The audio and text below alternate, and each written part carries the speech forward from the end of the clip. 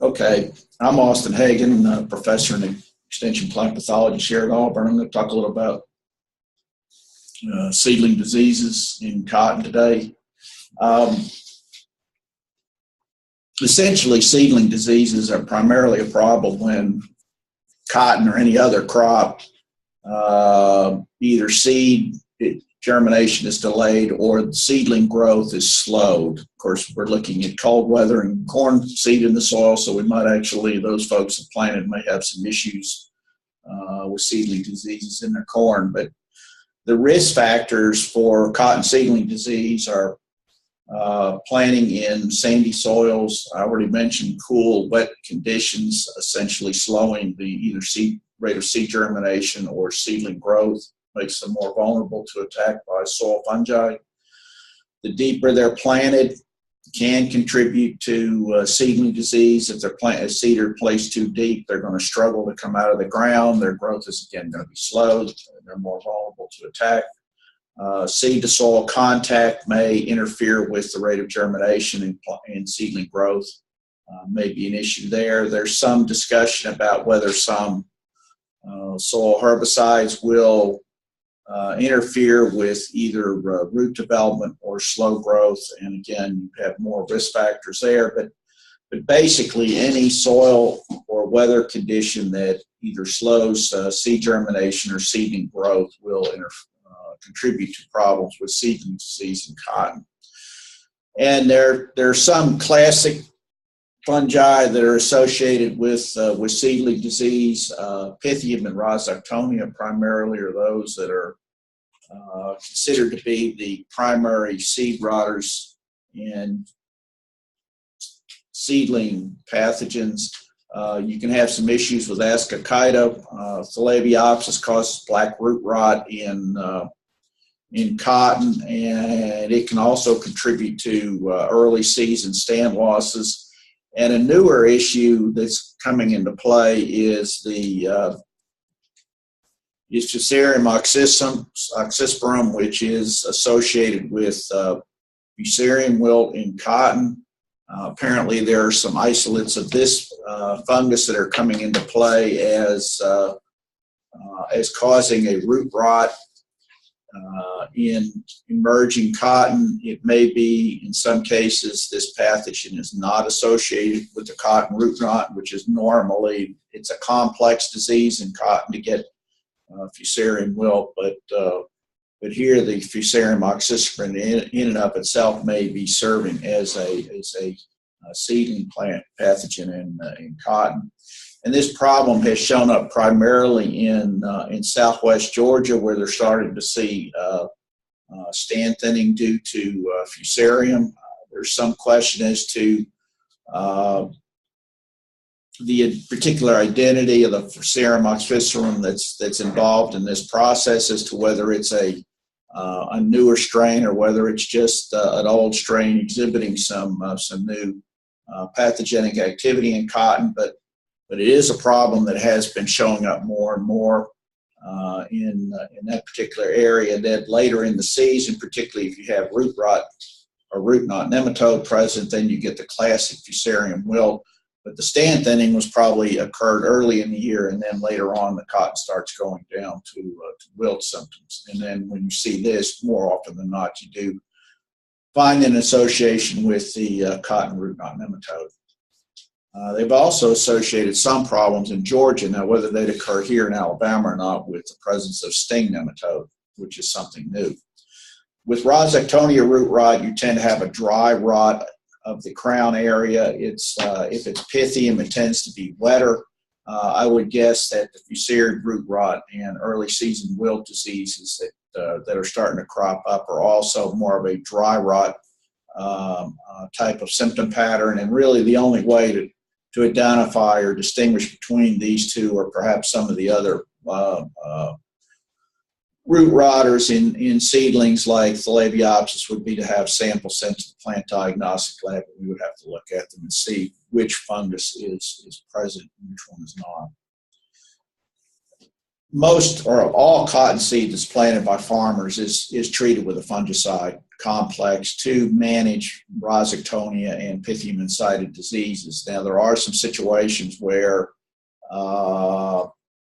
we get into the use of either in-furrow fungicide sprays. And what we have here is just a slide illustrating the risk factors and the points values assigned to those risk factors. And if the total comes up to 200 or more, then in all likelihood an in-furrow fungicide treatment would be warranted.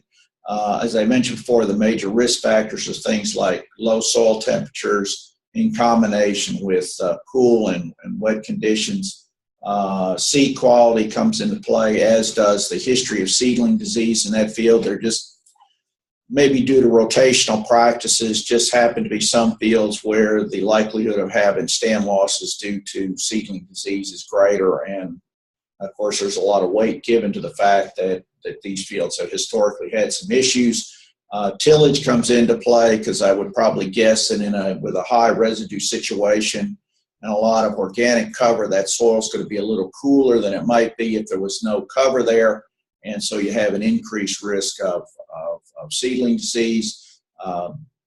Bedding can be used, particularly in lighter soils, to increase soil temperatures and maybe allow earlier planting. But if you don't, you're just planting flat and there are no beds, you're going to have a cooler soil.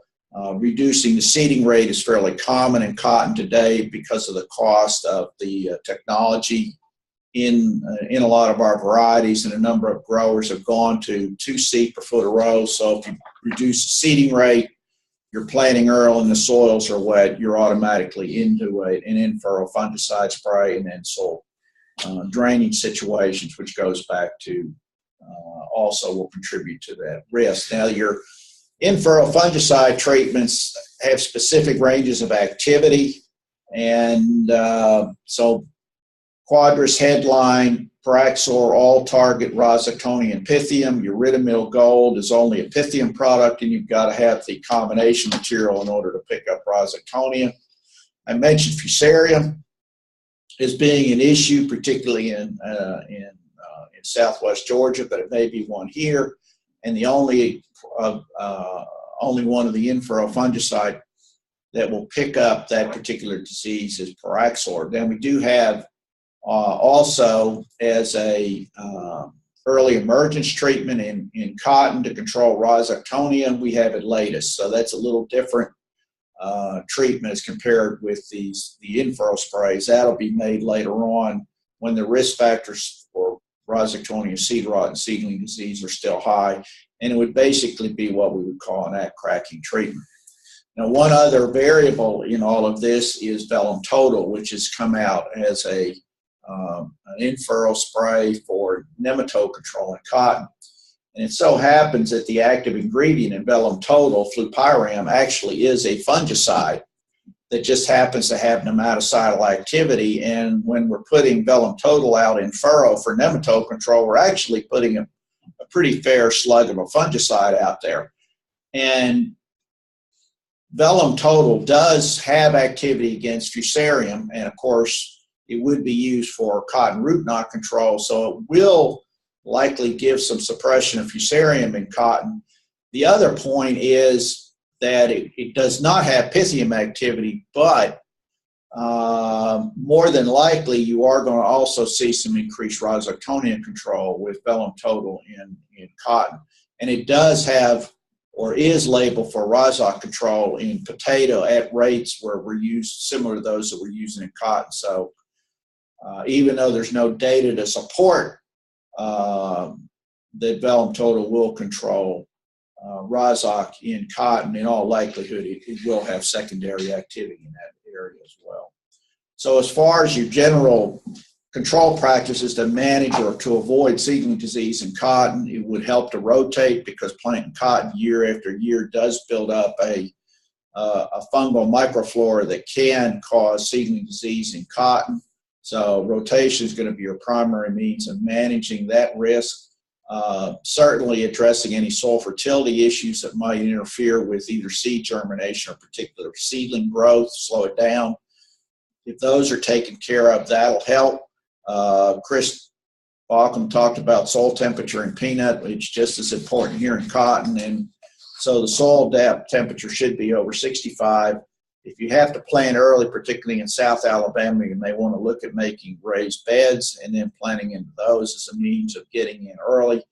And then the last point is to avoid chemical injury, which may slow seedling growth. Thank you. Daisy says hi.